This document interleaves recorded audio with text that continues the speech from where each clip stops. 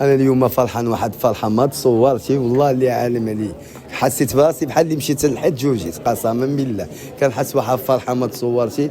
انا الفرحه ديالي هما هاد الشباب وهاد الولاد صغارين، نحاولوا نشجعوهم يقراو كلام الله، يحملوا كتاب الله عز وجل. وش نقول يعني اي واحد عنده شي ابن ولا بنته يحاول يدخلوا المدرسه، ولكن يحاول يدخلوا المسجد. علاش؟ كتاب الله هو الدستور ديالنا حنا. كتاب الله راه فيه كل شيء. حنايا الدستور المغربي موجود من كتاب الله عز وجل.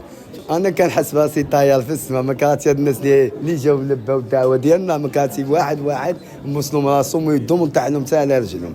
ما نكذبش عليك، فرحان واحد فرحه الله اللي عالم عليا كيفاش انا فرحان. والحمد لله راه كانت بال ديالي مع الطلبه.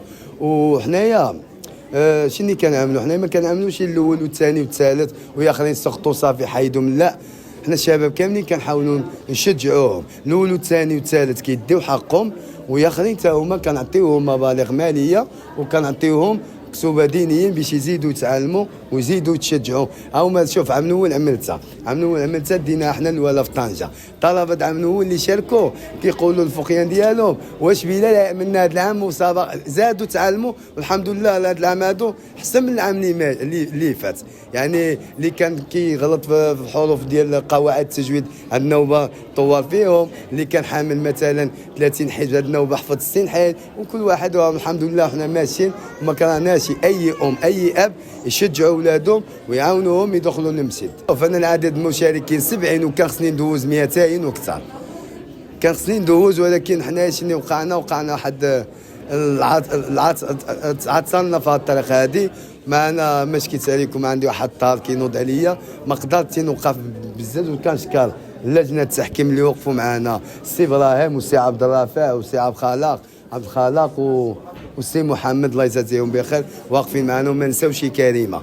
حتى كريمه راه تتملك كثر من الجو في كاروسه مسكينه مشلوله، وكتملك كثر من الجو ديالها. وبارح ليله هما كيقيدوا اسومات ويعملوا مبالغ ماليه وكتوبه دينيه. وما قلتلكمش شي واحد الحاجه، هذا العام الحمد لله كان شكر عزيز مخمخ لصق معنا، تا هو انجلترا وقيله لصق معنا. حاولنا لصق، هو اللي عامل هادشي هذا الله يجازيه بخير. وشاركنا نشاركوا معاه في ديك الخير. تقريبا 120 يتيم اليتامى اللي شرا لهم الحوايج، وكلفنا حنايا عاود راه عندنا راه حوايجهم هنايا اليتامى عاود شرينا لهم الحوايج. هو كلفنا وتكلفنا بهم تقريبا كل شيء بعزيز. واللي عندنا 100 الناس اللي عند عزيز واللي عطانا تقريبا 120 واحد اللي تعاوننا معهم الحمد لله بالحويجات ديالهم. اليتامى اللي ما عندهم شيء الوالدين ديالهم ماتوا. العدد الفلوس ما نقولوهاش، ولكن ما شوف هي واصله نقدر معاه واصله من 600 درهم اللي ديال الكوارين نتاحت شويش. كاينه 1000 درهم. هذوك الناس الاول والثاني والثالث ما تقريبا واصله 600 400 على حساب الطالب. كي التقييم لجنه التحكيم خليتها لهم ليلهم. انا ما تكلفتش، خليتهم هما اللي كيعرفوا قواعد شوف.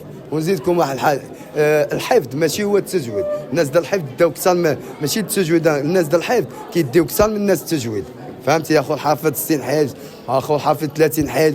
يعني منا قدرنا يقدر السي ابراهيم لا بغى يتقدم. السي ابراهيم تقدر تقدم اخي مرحبا. هما اللي كلفتهم. يعني اولا لا نستطيع تحديد الجوائز، لأن طالب القرآن لا يمكن لنا أن نبيعه ونشتريه بهذا المفهوم، لا يفهمه الناس بهذا المفهوم. نحن تفضل عليهم الأخ بلال والمحسنين ببعض الجوائز القيمة وبعض الكتب الدينية تزويدا لهم باش يشروا الملابس ديالهم مثلا اللي ما عندوش لباس لفرحة العيد، والكتب يقراهم طول السنة.